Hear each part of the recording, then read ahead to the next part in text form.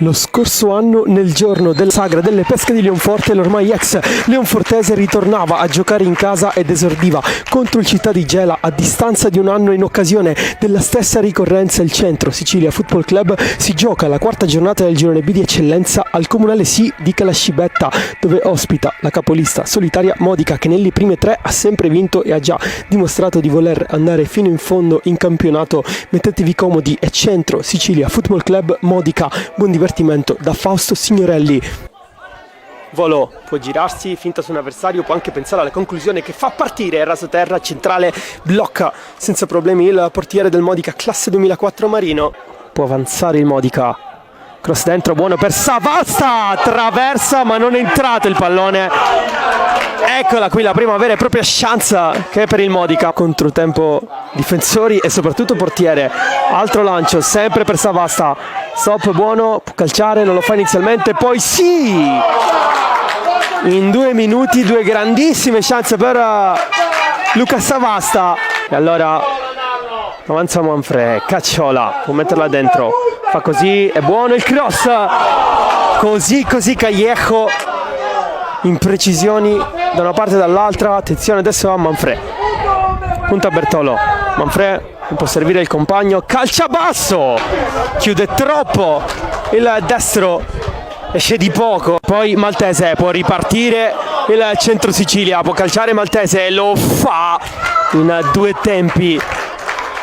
Controlla Marino, sovrapposizione di Incatasciato, chiude Ballatore che stringe il destro, palla che esce.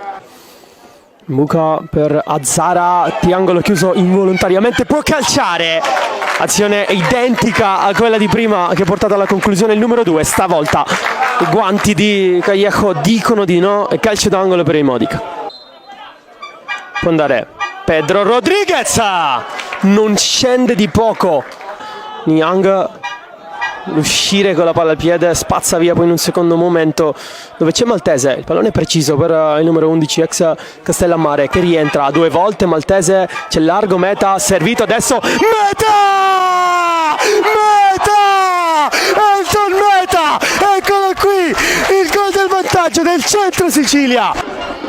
Lavoro ottimo di Maltese che fa 2 finte su Vindigni, lo lascia sul posto, cross sul secondo palo, non c'era Diop ma non ha tantissime colpe e poi conclusione volante imparabile per Marino, passa in vantaggio il Centro Sicilia 1-0 ed è pericolosa. Niang centralmente, neanche può calciare e lo fa, paratissima di Marino che si arrabbia e non poco.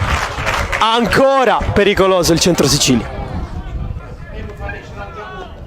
Cross dentro, buono, allontana la difesa non del tutto, il pallone rimane lì e arriva la rete di Popolo all'esordio, raddoppia il Centro Sicilia con un'azione rocambolesca ma efficace, 2-0 in pochissimo tempo, 2-0 dopo Meta arriva la rete di Popolo, Vittorio Popolo all'esordio in maglia biancoverde. È finita qui, 2-0. Io vi ringrazio per l'attenzione.